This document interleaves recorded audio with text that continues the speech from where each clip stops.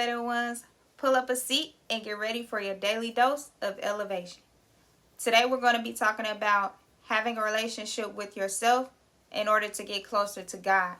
So many people are without or are lacking because they refuse to go within. Let that sink in. I'm going to say it again. You're without because you won't go within. When you refuse to go within yourself, you lack self-awareness. You lack self-accountability. You lack inspiration. You lack empathy. You lack self-reliance. You lack confidence. You lack stability. These are all things that are vital to help you build a steady foundation and self-sustainability to help you navigate earthly's realm. But you have to be willing and able to self-reflect. To know thyself is to know the world around you. If you don't know you, how can you truly know anything else?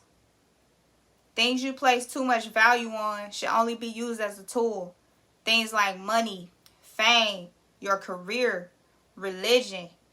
The energy you put forth are making these things valuable. You are the real treasure. Once you figure that out, and once you figure out that the things that you think are essential doesn't even really matter, boom, mind blown. But you have to take the time for yourself. Give to yourself. Have grace with yourself. Speak to yourself. Love yourself. Be by yourself. It's okay to be by yourself, to not have anything going. Sometimes we equate isolation with being lonely or being lame, like you don't have enough going. It's okay to be still, to be bored. There's a difference in being alone and being lonely. Use your isolation period as a method of growth. God is trying to reach you. That sounds a bit counterintuitive, huh?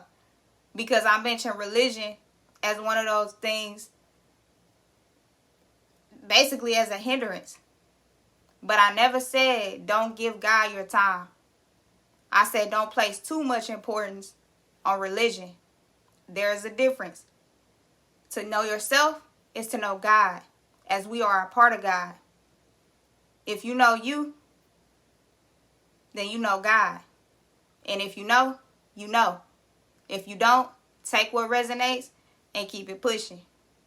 Religion can be used as another form of control and a way to divide humanity.